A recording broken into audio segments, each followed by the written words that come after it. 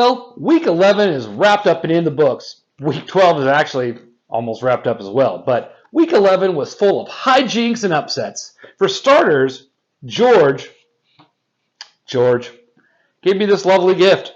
Oh, George, thank you. I can't thank you enough.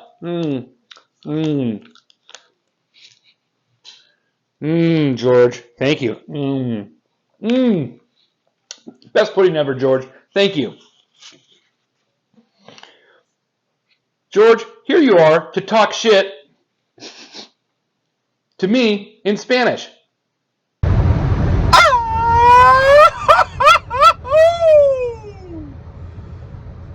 Sorry, Pete. El pinche pendejo de tu perra madre, puto. That's for my friends in Mexico. I'm just kidding, man. My team sucks. Yours is just worse. Appreciate the win. Now if I can convince some of you fucks to trade me my number 2 draft, my number 1 draft pick, that would be awesome. Thanks, George. Now, one of you guys, please make a trade with George. Come on. He's got this delicious pudding he'll hand out. Jed's McFeely Moose Knuckles faced off against Joe's Fuck You Pete the Fifth. Fuck you, Joe. Hopefully, Jed learned his lesson as a rookie, going up against a champion like Joe. Sorry, what's that? Oh, Joe's never won the championship. Oh, okay. All right. Oh. Huh?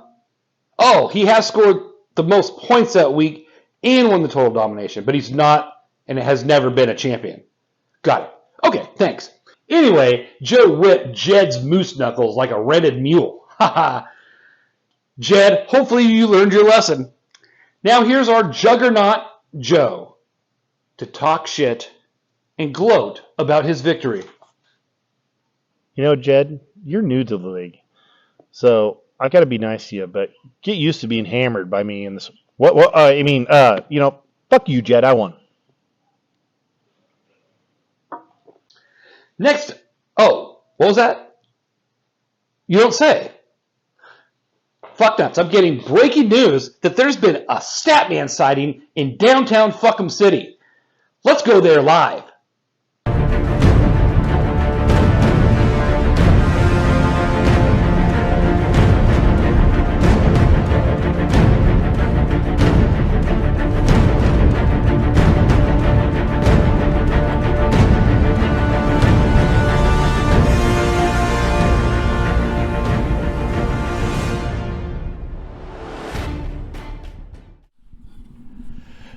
Here.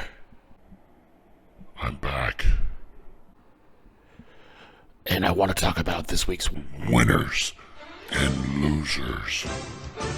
Brendan stays at number 4 after losing to number 5, Allen, in the nail biter contest. No one on his bench could have helped him. Pete gets fed a cup of pudding by number 6, George. No one on his bench could have helped him. Number 1, Joe, scored the highest points this week and defeated number 3, Jed. Joe won the Total Domination Award, and he gave Jed the Walk of Shame. Joe beat Jed by 79 points, the second highest this season. Alex, in week 2, beat Sean by 111 points. Fuck you, Sean. Rob loses his 10th time out of 11 games. And lost to number 2, Jay, so no surprise. He could have beat Jay if he would have just played Josh Palmer instead of Rondell Moore. Rob wins the Bench Award. Alex loses to Dave by over 75 points. 2 other teams have more total points than Alex at this point now. Dave snapped his 3-game losing streak and landed at 11th place from 12th place. Brent actually won a game? Oh, versus Todd. Oh, like that's hard. Both have a losing record, so there's no sense in talking more about this. Number 13, Sean, beat number 11, John, making John drop to 12th place. No one on John's bench could have helped him. Sean snapped his 3-game losing streak, while John now has 3 losses in a row. Now it's time for the stat. Facts. Out of the top teams, 9 out of 14 teams would have beat number 3 Jed this week. Half of the league would have beat number 2 Jay this week. Of the bottom teams, Sean would have beat 11 out of the 14 teams this week, and Dave would have beat 12 of the 14 teams this week. Rob leads with 4 low score payments, followed by Pete with 2, and then a handful of others with 1. Total nominations, Joe leads with 4 total nominations so far, followed by Jed with 3, Alex with 2, and then a handful of others with 1. George is up to 5 cups of pudding right now. Joe and Jay have already clinched playoff spots. Brendan plays Joe this week for the championship rematch. The Cornhole Cousins will play again. If Brendan wins, he will clinch his playoff spot. Also, if Jed wins, he will clinch a playoff spot. Surprising, Alex is in the top half of the league at number 7 with a losing record. Or what I like to call it, better than Brent the bottom half. Fuck you, Brent. Just to recap, no goose eggs this week. Good job, Todd and John. Rob now has 4 low scores or $20 poorer. Alan won the nail biter for the 3rd time this season. Joe was total domination for the 4th time this season. Rob won the benched award. Pete eats a cup of pudding. Jay loses, but still is in first place. And Rob is at the bottom of the league in 14th place. There's probably no hope. Get your pancakes ready.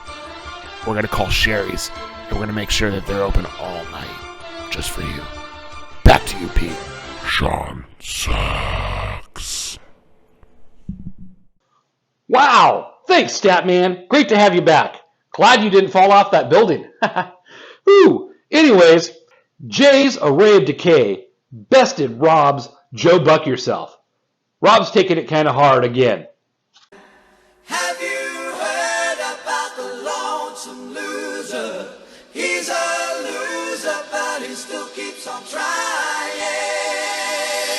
Better luck next week, Rob. Here's Jay to address the league about his almost certain victory. Hey Rob, I just want you to know, ain't no fucking record beating you. Everybody else has beat you. I just got to play you last. I miss you. Don't really give a shit about you. Wish you were better. See ya. In what was the narrowest win margin, Allen's Go Dogs won the Nail Biter Award and bested Brendan's Emmanuel Sanders Revival.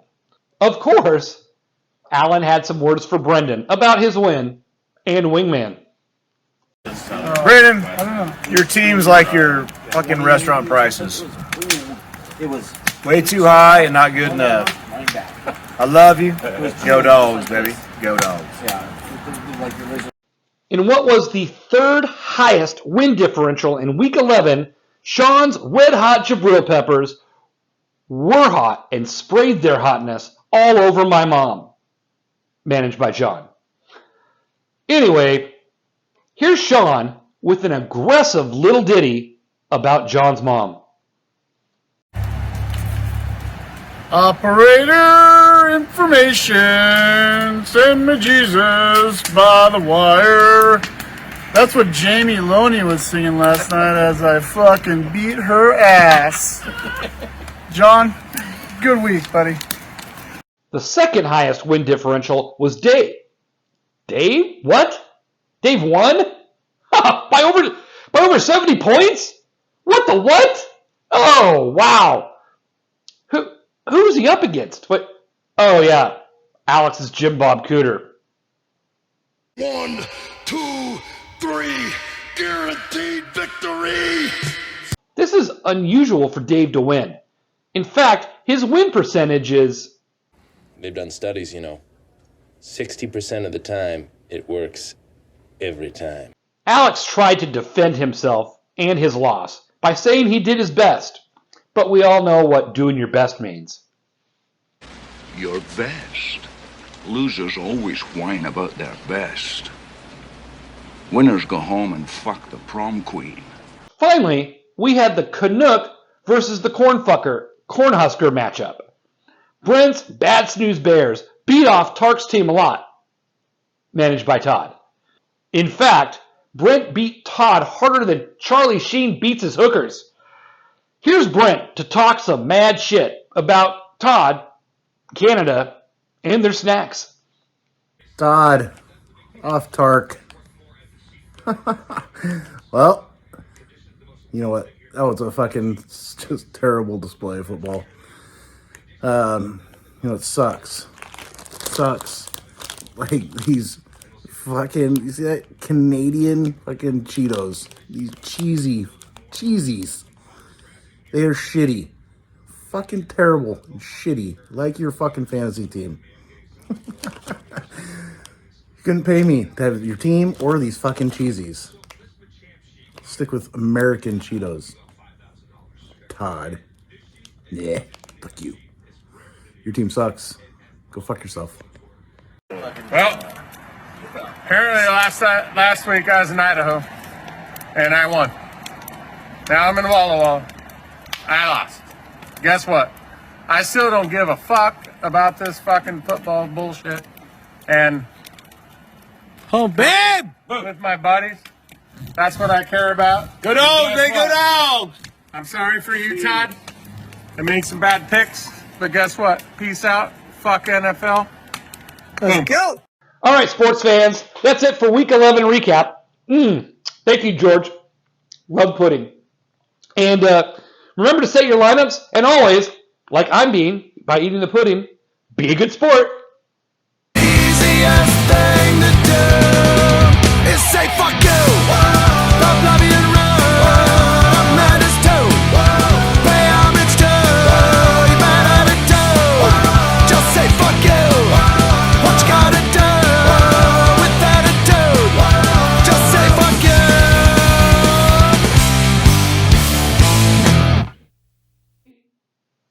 Fuck 'em, Gotham. Oh, yeah, all right, that's funny.